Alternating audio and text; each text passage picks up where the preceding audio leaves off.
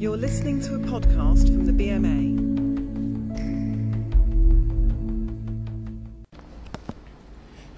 The Health and Social Care Bill was published on 19th January 2011. There'll now be a process for it to follow before it becomes law. The bill itself is a government bill and will have to progress through both Houses of Parliament before it can finally become law. It will start in the Commons first, before then transferring to the Lords. I'll give a brief overview of what the various parliamentary stages will be. However, it's important to note that we don't know absolutely when every single stage will happen. Normally, just before the relevant stage occurs, the date will be released a week, maybe two, beforehand. Now, as I mentioned previously, the bill was published on the 19th of January. This stage is known as the first reading. There is no debate at first reading. It's purely to denote the fact that the bill has been made public. Following first reading, the bill has its second reading. This is the first opportunity for MPs, seeing as the bill has been introduced in the Commons, to debate the general principles of the bill. And debate tends to be very wide-ranging. Any MP can take part in this, in that they can take part in the debate on the main floor of the House of Commons. Organisations interested in legislation also may issue briefings so that MPs participating may raise their concerns during the debate.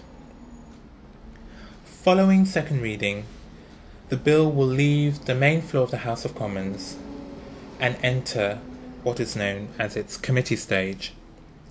This is detailed clause by clause consideration of the bill and is the first opportunity for amendments, that is, ideas for improving the legislation, to be tabled. The committee itself is called a Public Bill Committee and is made up of a group of about 15 to 20 MPs, reflecting party strength in the House. These MPs will give very detailed consideration to the bill. The committee stage will actually take place over a series of dates. The Health and Social Care Bill itself is a very large piece of legislation, comprising over 200 clauses and over 20 schedules. The committee normally would meet on a Tuesday and Thursday, twice a day on each day. Now, as the bill is very large, the number of sittings can be quite long, and it's expected that the length of committee may last anything from 4 to 8 weeks. After committee stage, the bill will transfer from the committee back to the main floor of the House. This is now known as its report stage, and this is a detailed review by MPs who are invited once again to participate in debate, as it will happen on the floor of the main House of Commons. Crucially, at this stage, MPs can table further amendments to the legislation. Report stage can take a day, or sometimes it can be a bit longer. Given that the Health and Social Care Bill is quite large, it wouldn't be unreasonable to expect that it would have more than one report stage date. After report stage, the bill will have its third reading. Third reading in the House of Commons normally happens on the last day of the report stage. It tends to follow pretty swiftly afterwards. Third reading itself is like a summing up of everything that has happened before. Following third reading, the bill will then move to the House of Lords, and it will follow a similar process to what has just been in the Commons. So in the House of Lords, it will also have its first reading, and similarly to the Commons, there's no debate at this stage. Then following first reading, the Lords will also have their second reading, and this will be the main opportunity for peers to have general debate on principles of the bill, and similarly to the Commons, debate is very wide-ranging and organisations will likely brief. Following second reading in the Lords, the bill will move to its committee stage. Committee in the Lords happens slightly differently than in the Commons. A bill of the size of the Health and Social Care Bill will likely have its committee on the floor of the main House of Lords. So this is what is called a committee of the whole House. Any peer could participate in a debate if they wanted to. Amendments can also be offered up. Peers, if they feel that there are improvements that can be made, will offer to table amendments.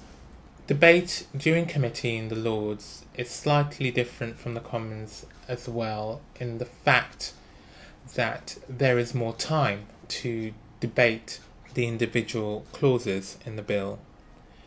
This means that committee days in the Lords can be longer and can take more time.